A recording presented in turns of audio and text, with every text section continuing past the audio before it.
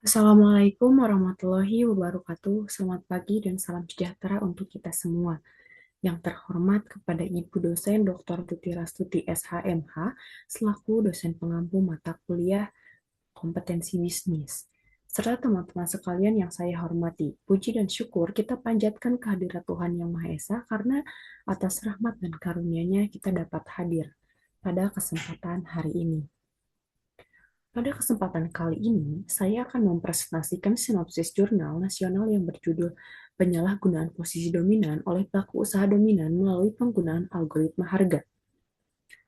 Jurnal ini membahas bagaimana perkembangan teknologi digital, khususnya penggunaan algoritma harga, dapat menimbulkan masalah dalam hukum persaingan usaha, terutama ketika digunakan oleh pelaku usaha yang memiliki posisi dominan.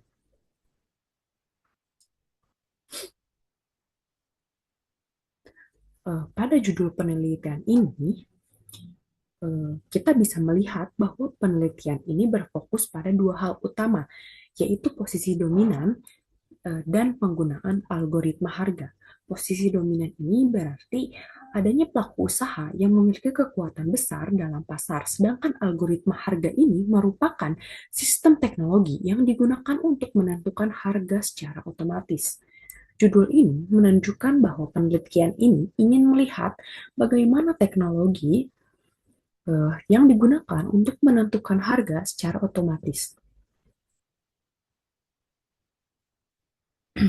Penelitian ini juga ingin melihat bagaimana teknologi algoritma harga ini dapat digunakan oleh pelaku usaha dominan dan bagaimana penggunaan tersebut berpotensi menimbulkan penyalahgunaan kekuatan pasar yang dapat merugikan konsumen maupun pesaing. Lalu jurnal ini ditulis oleh Ria Setiawati dan Raihan Adi Pradana dari Universitas Airlangga, kemudian dipublikasikan dalam Wirlau Review oleh Fakultas Hukum Universitas Islam Riau pada tahun 2022. Jurnal ini juga bersifat open access sehingga dapat diakses secara bebas oleh publik.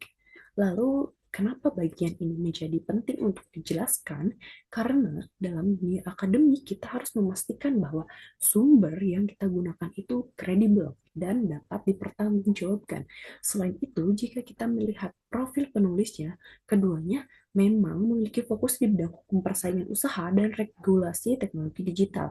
Jadi bisa dikatakan bahwa penelitian dari jurnal itu tidak hanya relevan secara topik, tetapi juga ditulis oleh orang yang memang memiliki kompetensi uh, uh, ahli di bidangnya. Hal ini menjadi penting karena isu yang dibahas itu cukup kompleks, yaitu menggabungkan antara hukum dan teknologi. Lalu di sini saya akan menjelaskan mengenai profil penulis ya. Yang pertama itu ada Ria Setiawati. Beliau merupakan pengajar di Fakultas Hukum Universitas Airlangga. Beliau ini memiliki keahlian di bidang hukum persaingan usaha dan hukum ekonomi serta aktif berkontribusi dalam mengembangkan hukum persaingan usaha di Indonesia, khususnya terkait tantangan regulasi di era ekonomi digital. Kemudian yang kedua itu ada Raihan Adi Pradana. Beliau itu merupakan peneliti di Universitas Airlangga yang memiliki minat riset eh, pada hukum persaingan usaha dan regulasi teknologi digital. Beliau banyak menganalisis aspek teknis dan hukum dari penggunaan algoritma harga. Nah, profil penulis ini penting karena menunjukkan bahwa penelitian ini dibuat oleh orang yang memang memiliki kompetensi di bidang hukum persaingan usaha dan teknologi digital, sehingga hasil penelitiannya dapat dipercaya. Lalu selanjutnya ada latar belakang Dalam bagian ini dijelaskan bahwa perkembangan teknologi digital telah membawa perubahan besar dalam kegiatan bisnis, terutama dalam cara pelaku usaha menentukan harga produk dan jasa. Saat ini, banyak perusahaan menggunakan algoritma harga, yaitu sistem yang dapat menentukan harga secara otomatis berdasarkan berbagai data, seperti contohnya perilaku konsumen, harga pesaing, atau kondisi pasar. Penggunaan algoritma harga ini memberikan cukup banyak keuntungan, seperti kemampuan menyesuaikan harga secara cepat atau real time, meningkatkan efisiensi biaya operasional, serta membantu perusahaan memaksimalkan keuntungan. Namun, di balik manfaat tersebut, penggunaan algoritma harga juga dapat menimbulkan masalah dalam persaingan usaha jika digunakan oleh pelaku usaha yang memiliki posisi dominan.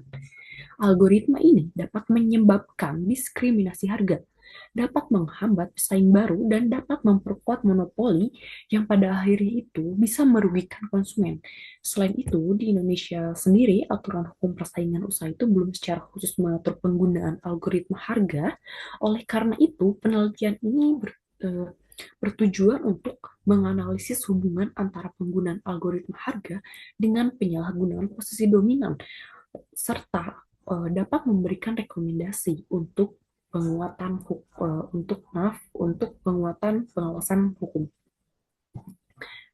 Lanjut, di sini ada teori yang menjadi dasar penelitian. Yang pertama itu ada teori posisi dominan. Jadi posisi dominan ini adalah keadaan ketika pelaku usaha memiliki kekuatan besar dalam pasar. Misalnya menguasai pasar yang besar sehingga dapat mempengaruhi harga atau persaingan. Dalam hukum persaingan usaha, posisi dominan ini biasanya terjadi jika satu pelaku usaha menguasai 50% atau lebih pangsa pasar, atau 2 sampai 3 pelaku usaha menguasai 75 pangsa pasar. Lalu yang kedua ada teori penyalahgunaan posisi dominan. Penyalahgunaan ini terjadi ketika pelaku usaha yang memiliki kekuatan untuk menghambat pesaing, untuk mengontrol harga, atau membatasi pilihan konsumen. Begitu. Lalu yang ketiga ini adalah konsep algoritma harga. Jadi, algoritma harga ini merupakan sistem yang berbasis teknologi yang digunakan untuk menentukan harga secara otomatis berdasarkan data pasar dan perilaku konsumen. Nah, algoritma ini memang meningkatkan efisiensi, tetapi juga biasa berpotensi disalahgunakan oleh pelaku usaha dominan. Lalu selanjutnya di sini ada metode penelitian. Di sini dijelaskan mengenai metode penelitian yang digunakan, yaitu penelitian hukum normatif atau doctrinal research. Lalu apa doctrinal research itu?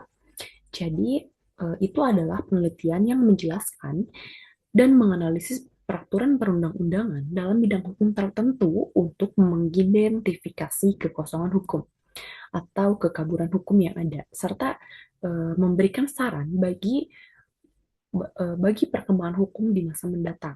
Nah, penelitian ini menggunakan beberapa pendekatan. Yang pertama itu bisa dilihat ada pendekatan peraturan perundang-undangan atau statute approach. Pendekatan ini digunakan untuk menelaah norma hukum yang relevan, khususnya pada pasal 25 Undang-Undang Persaingan Usaha, untuk melihat apakah unsur penyalahgunaan posisi dominan terpenuhi dalam penggunaan algoritma harga. Lalu yang kedua bisa dilihat mengenai pendekatan konseptual atau conceptual approach. Pendekatan ini digunakan untuk menganalisis konsep-konsep hukum yang relevan, seperti konsep posisi dominan, algoritma harga, efisiensi ekonomi, dan kesejahteraan konsumen. Lalu yang ketiga ada pendekatan kasus atau case approach. Pendekatan ini tuh digunakan untuk menganalisis putusan yang relevan. Salah satunya adalah putusan nomor 221 K garis miring Perdata Khusus KPPU garis miring 2016 yang membahas mengenai kedudukan bukti tidak langsung dalam hukum persaingan usaha. Nah, lalu yang keempat ada pendekatan perbandingan atau comparative approach. Pendekatan ini tuh membandingkan aturan Indonesia dengan negara lain, seperti negara Inggris Raya, Belanda, dan Uni Eropa yang sudah lebih maju dalam mengatur algoritma harga. Nah, tujuan dari metode ini adalah untuk mengidentifikasi adanya kekosongan hukum atau revakum dan memberikan rekomendasi untuk pengembangan hukum di masa depan, di masa yang akan mendatang. Lalu selanjutnya di sini saya akan menjelaskan mengenai temuan utama.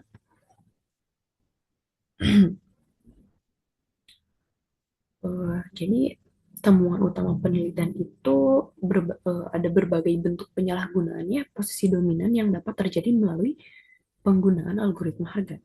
Temuan pertama itu ada kolusi tersembunyi. Jadi kolusi tersembunyi ini berbeda dengan kolusi biasa. Kalau kolusi biasa itu biasanya ada komunikasi langsung antar pelaku usaha. Misalnya, mereka itu sepakat untuk menaikkan harga bersama, namun dalam konteks algoritma, kolusi bisa terjadi tanpa komunikasi langsung, karena sistem algoritma dapat secara otomatis menyesuaikan harga mengikuti pola pesaing.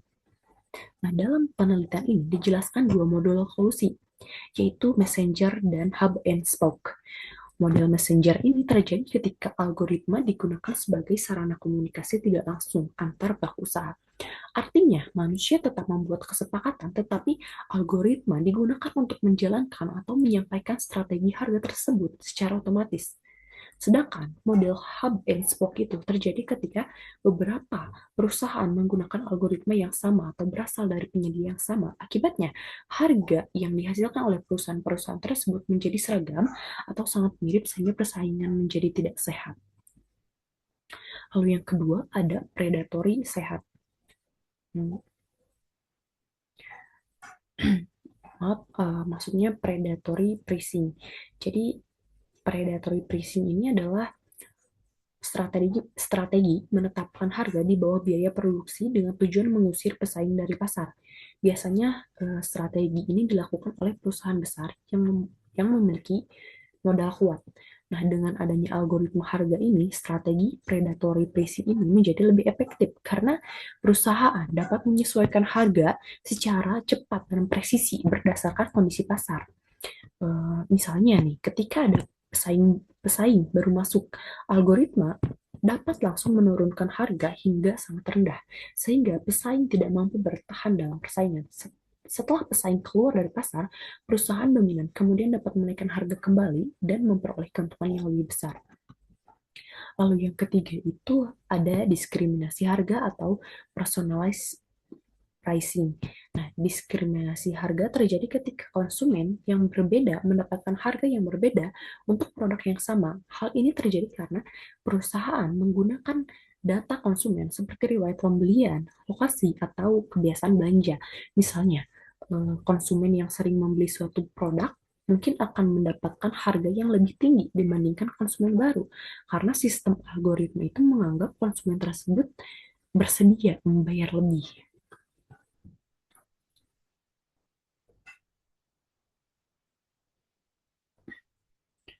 Nah, secara ekonomi, praktik ini tuh bisa meningkatkan keuntungan perusahaan, tetapi dari sisi hukum dan keadilan, hal ini itu bisa merugikan konsumen karena tidak semua konsumen mendapatkan harga yang sama untuk produk yang identik. Lalu, temuan yang keempat itu adalah eksploitasi konsumen. Eksploitasi konsumen ini terjadi ketika perusahaan memanfaatkan data tentang kemampuan bayar konsumen yang disebut sebagai willingness to pay. Dengan menggunakan algoritma, perusahaan dapat menganalisis seberapa besar kemungkinan seorang konsumen bersedia membayar suatu harga, kemudian sistem akan menetapkan harga setinggi mungkin sesuai dengan kemampuan konsumen tersebut. Akibatnya, konsumen bisa membayar harga yang lebih tinggi dari nilai sebenarnya, dan posisi konsumen ini jauh menjadi lebih lemah karena tidak mengetahui bagaimana harga yang ditentukan. Lalu yang terakhir itu ada barrier to entry, yaitu hambatan bagi pelaku usaha baru untuk masuk ke pasar. Dalam konteks algoritma harga, perusahaan besar biasanya memiliki data dalam jumlah yang sangat besar dan teknologi yang canggih.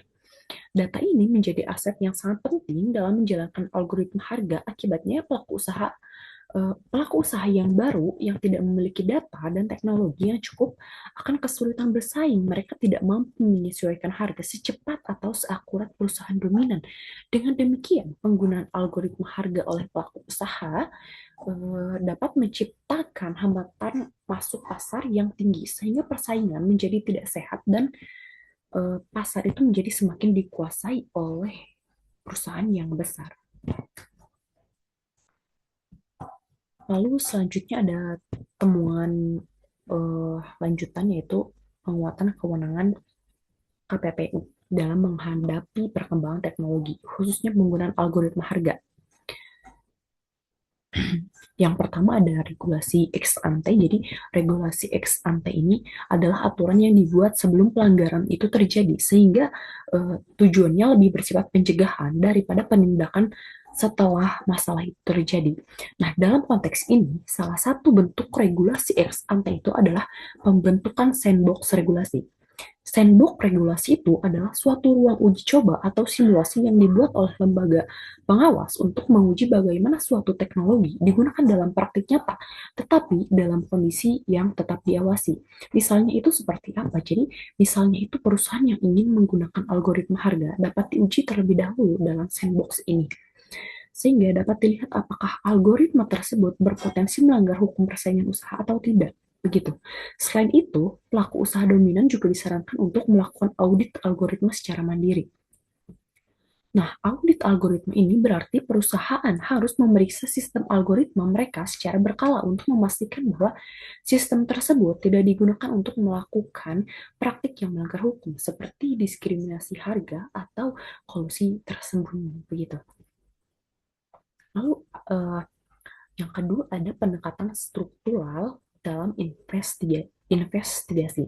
Nah, pendekatan ini berarti bahwa dalam melakukan penyelidikan, KPPU itu tidak hanya melihat hasil akhirnya saja, tetapi juga melihat struktur sistem algoritma yang digunakan oleh perusahaan. Misalnya, KPPU itu dapat melakukan analisis terhadap kode sumber algoritma untuk memahami bagaimana sistem tersebut itu bekerja. Selain itu, KPPU juga dapat melakukan pemeriksaan terhadap input dan output algoritma. Uh, input uh, input input itu adalah data yang dimasukkan ke dalam sistem, seperti data konsumen atau harga pesaing, sedangkan output itu adalah hasil yang dikeluarkan oleh sistem, yaitu harga yang ditentukan oleh algoritma. Nah, KPPU ini disarankan eh, inspeksi melakukan inspeksi yang berkala terhadap sistem algoritma yang melakukan pemeriksaan secara rutin terhadap sistem teknologi perusahaan. Hal ini yang sangat penting itu adalah peningkatan kemampuan teknis sumber daya manusia, khususnya pegawai KPPU, agar mereka mampu memahami cara kerja teknologi algoritma. Nah, hal ini penting karena tanpa kemampuan teknis yang memadai, akan sulit bagi lembaga pengawas untuk membuktikan adanya pelanggaran yang dilakukan melalui sistem teknologi. Lalu selanjutnya ada analisis kritis. Di sini dibahas mengenai analisis kritis terhadap jurnal, artikel jurnal ya, yaitu melihat kekuatan argumen serta kelemahan dan catatan kritis dari penelitian yang telah dilakukan. Nah, yang pertama dari sisi kekuatan itu artikel ini membahas isu yang sangat aktual dan relevan dengan kondisi saat ini. Hal ini karena penggunaan algoritma harga pada berbagai platform digital sudah menjadi realitas sehari-hari. Misalnya pada platform transportasi online seperti Gojek dan Grab, serta platform penyewaan seperti Airbnb yang menggunakan sistem algoritma untuk menentukan harga secara otomatis. Sementara itu, aturan hukum yang mengatur penggunaan algoritma harga di Indonesia masih belum spesifik, sehingga penelitian ini menjadi sangat penting. Kekuatan kedua, eh, artikel ini menggunakan 4 pendekatan penelitian, yaitu status approach, conceptual approach, case approach, dan comparative approach. Nah, dengan menggunakan 4 pendekatan ini, analisis yang dilakukan menjadi lebih komprehensif dan lebih mendalam, karena tidak hanya melihat dari satu sudut pandang saja, tetapi juga dari sisi konsep hukum, serta perbandingan dengan negara lain. Lalu kekuatan yang ketiga adalah artikel ini tidak hanya menganalisis masalah yang ada, tetapi juga memberikan solusi konkret.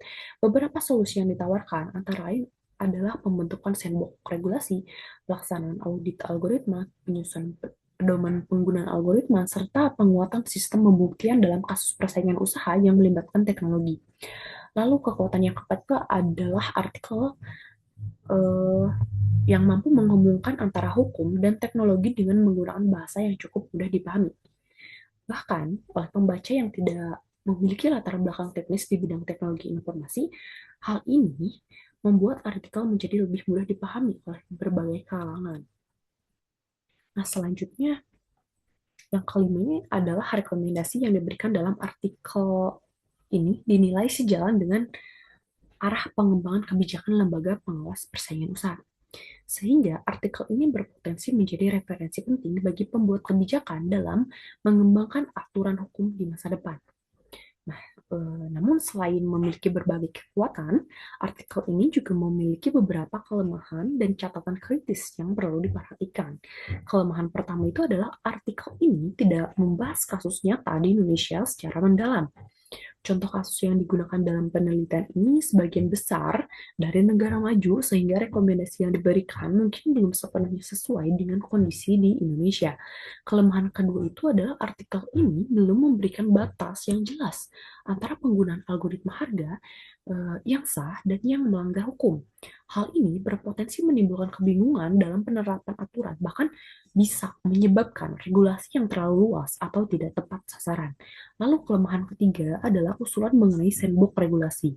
Masih dijelaskan secara singkat dan belum memberikan rincian yang jelas mengenai bagaimana cara pelaksanaan dan pengawasannya dalam praktik. Nah, lalu kelemahan yang keempat itu adalah rekomendasi peningkatan kapasitas teknis yang belum mempertimbangkan keterbatasan sumber daya yang dimiliki oleh Komisi Pengawasan Persaingan Usaha atau KPPU, baik dari segi jumlah tenaga ahli maupun anggaran yang tersedia. Nah, lalu kelemahan yang kelima itu adalah artikel ini itu belum membahas secara rinci mengenai penegakan hukum lintas negara, padahal banyak perusahaan digital saat ini merupakan perusahaan multinasional yang beroperasi di berbagai negara, sehingga penegakan penegakan hukum menjadi lebih kompleks.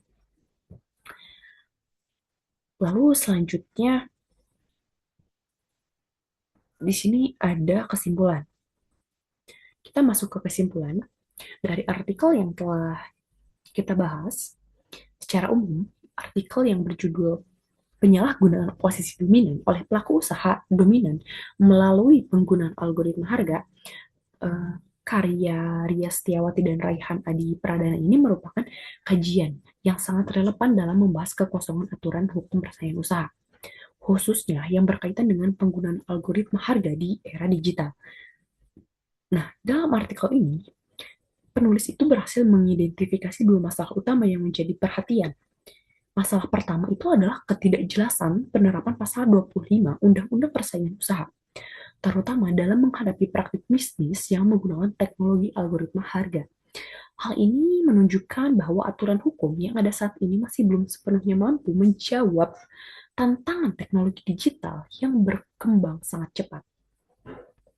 Lalu, masalah kedua adalah keterbatasan kewenangan dan kapasitas lembaga pengawas, khususnya Komisi Pengawas Persaingan Usaha atau yang sering kita sebut KPPU. Dalam menghadapi perkembangan teknologi yang semakin kompleks, hal ini menjadi tantangan tersendiri karena pengawasan terhadap teknologi membutuhkan kemampuan teknis yang memadai.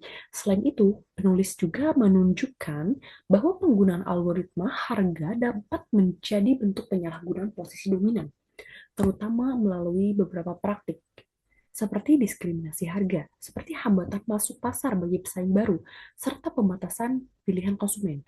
Dampak dari praktik tersebut pada akhirnya dapat merugikan konsumen dan mengganggu persaingan usaha yang sehat.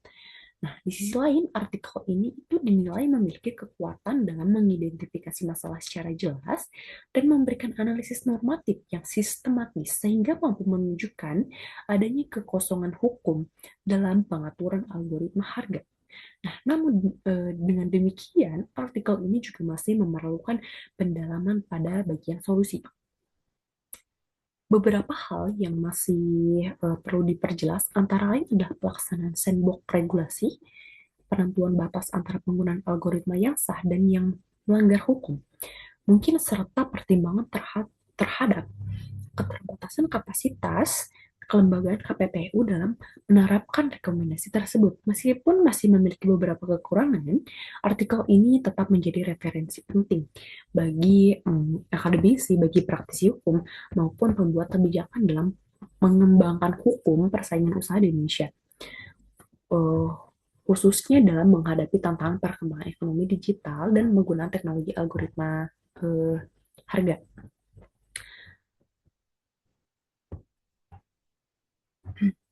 Mungkin uh, sekian yang bisa saya sampaikan. Dengan demikian, dari keseluruhan pembahasan yang telah dijelaskan, dapat kita pahami bahwa perkembangan teknologi memang memberikan banyak manfaat, tetapi juga membawa tantangan baru dalam hukum persaingan usaha. Oleh karena itu, diperlukan regulasi yang jelas serta pengawasan yang kuat agar teknologi dapat digunakan secara adil dan tidak merugikan masyarakat.